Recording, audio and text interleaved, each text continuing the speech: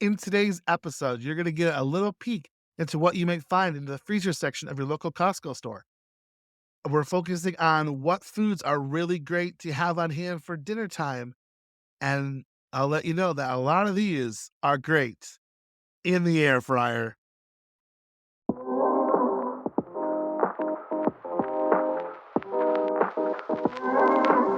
You're listening to Eat, Shop, Waste Not.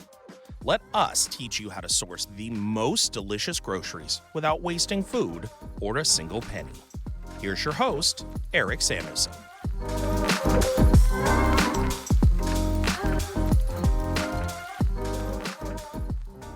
Before we begin today's episode, I want to take a moment to share about my favorite spice company, Burlap and Barrel Single Origin Spices.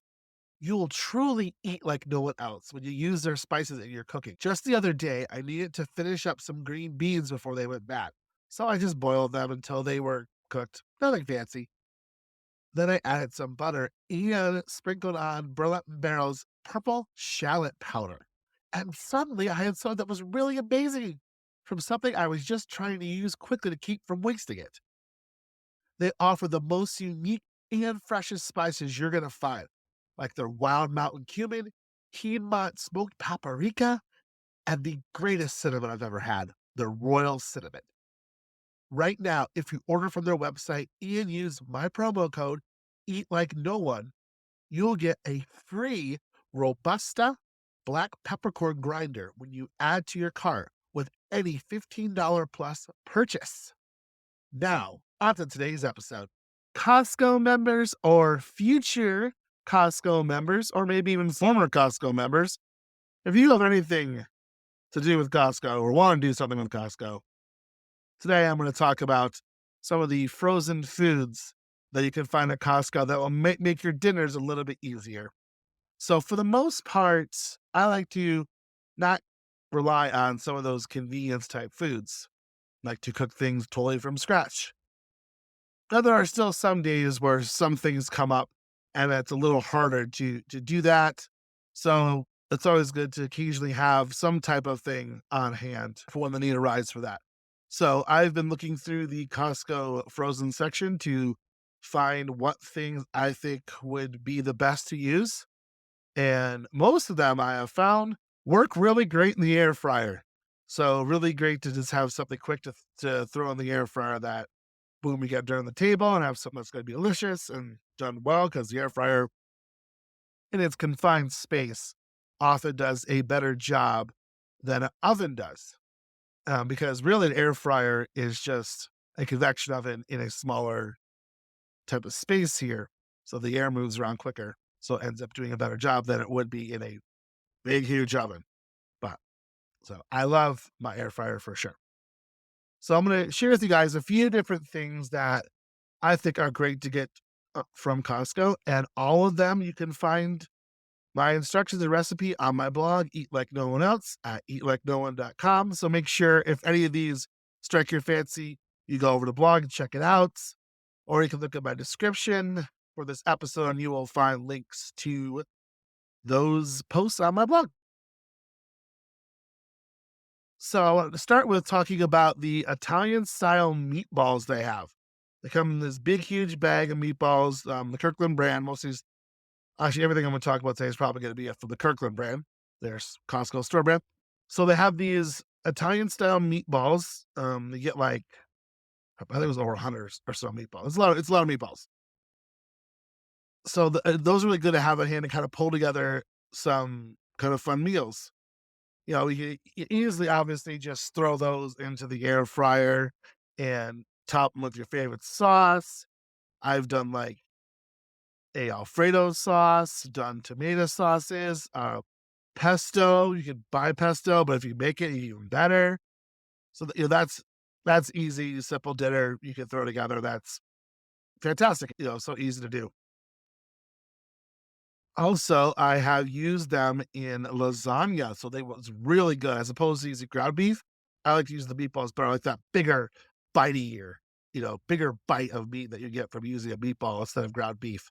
So that was really good when I sliced those in half and put them in between my layers of noodles for a lasagna. That was fantastic.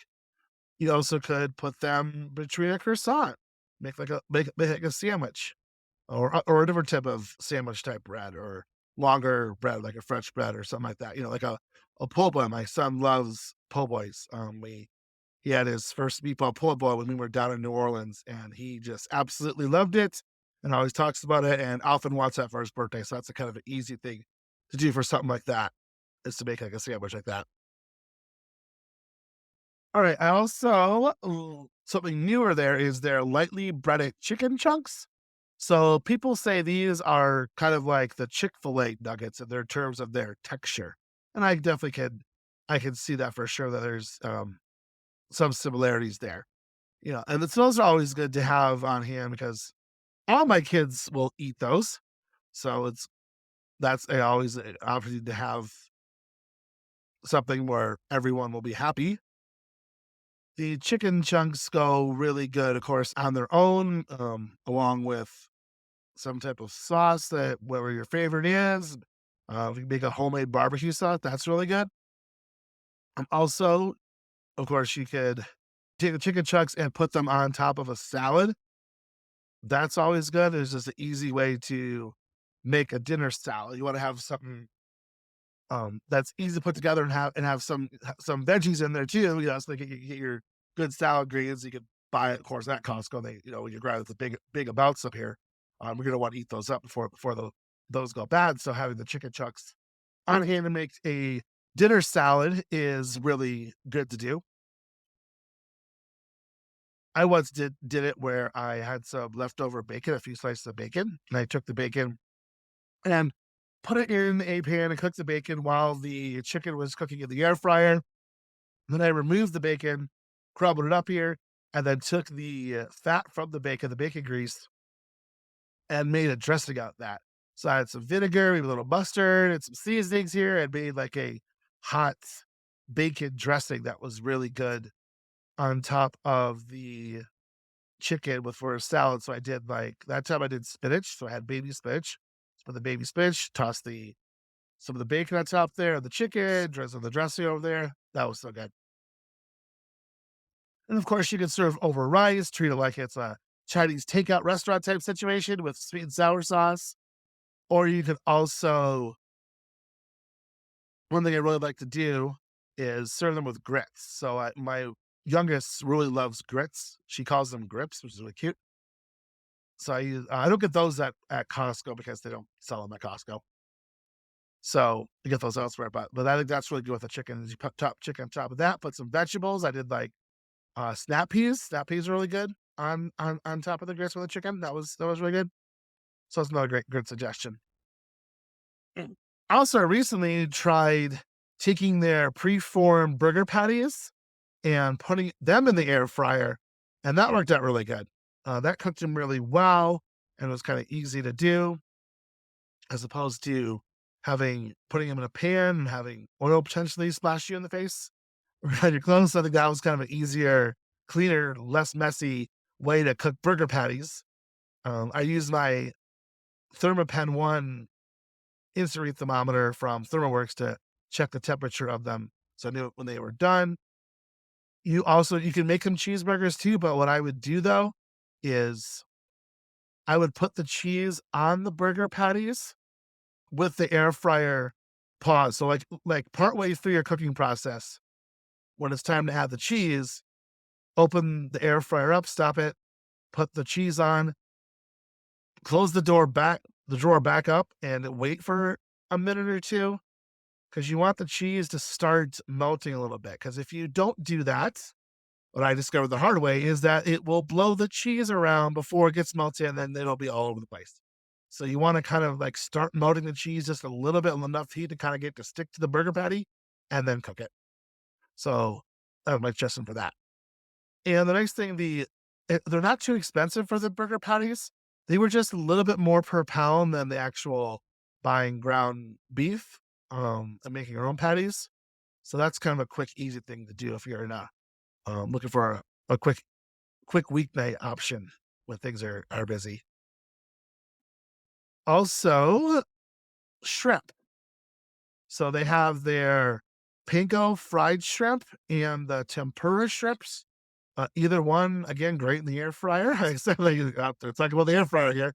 Those are wonderful in the air fryer. So you can use them. That's as simple as throw in the air fryer and stir whatever, like has like ketchup, or you can use cocktail sauce or whatever you want to use to kind of dip those in. I think the tempura actually comes with a soy type of sauce. I'm pretty sure it does. So you can put those in your air fryer, cook them up. It's easy. But also, what I like to do is make kind of like my wife calls like a take on a poke bowl. So you serve the shrimp on top of rice, along with some edamame. You have some pickled cucumbers. So actually, and not me, I don't mean just like a jar of pickle, but you could totally do that too. But I like to take some of those little mini cucumbers, the seedless ones, and cut those up and put them in vinegar for a couple hours beforehand to make like kind of like it's kind of making a quick pickle. It's not going to be as pickly as a pickle, but it adds a nice little vinegar taste to it, and I think that's really good. And we've also done like crispy onions, like the ones you put on green bean casserole, like throwing those on top too. So that's an excellent meal idea. And and your protein's so easy to cook that you can kind of like do some fancier stuff with it. I really love to do. And then lastly, I wanted to mention the frozen fish. There's great frozen fish varieties at Costco. And I've seen like mahi mahi, different cods and salmon. All depends on where you're at. I feel like in the places where they're in the south eat more seafood, I found more varieties. But it's still a great place to buy seafood, to buy frozen fish, especially if you live in somewhere where you're not near the ocean at all. So the fresh fish is kind of harder to come by or not as good quality. Or oftentimes what Costco will do is some of the fish, and it's marked too, will actually be, be in the fresh counter, but it'll actually say previously frozen. So you might as well just buy the frozen fish and do it yourself, just so it's easier to transport and not have to worry about freezing, refreezing. So I like buying like bags of frozen fish from Costco. And if you have a big amount of it, I mean, usually they're individually sealed or easy to just kind of grab what you need to. But if you want to use the whole bag, it's a great option for making fish tacos with it. Either group of people coming over, you can just put that on a sheet pan with your seasonings, oil and stuff here, and cook it. And when it's done, you have a bunch of fish you can flake up and just add add to tacos. You've got a little taco bar. So I think that's always a great idea. So hopefully today I've inspired you to look at what Costco has to offer in the frozen aisle to make some really cool meals that, maybe not be exactly from scratch in a lot of these cases here, but are something you can do to have a really fun, quick meal on a night where you don't feel like cooking or you just don't have the time for it. Or it's summertime and it's 95 degrees out and you don't want to do too much in your kitchen because it's really hot out. Again, I do not like cooking in hot kitchens in the summer. Definitely not my thing. So I'm more likely to do these kind of things in the summertime than I am like during the cooler months of the year. So I hope you've been inspired now and that you're going to reach out to some new things in your Costco freezer near you. Or if you are a member now, maybe you're intrigued enough to give it a try.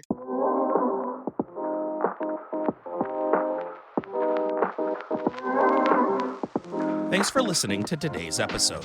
To get the show notes from this episode, visit our blog at eatlikenoone.com and click on Podcast in the main menu. Or click the link provided on whatever platform you're listening on. Make sure to hit subscribe and join us next time for more Eat, Shop, Waste Not.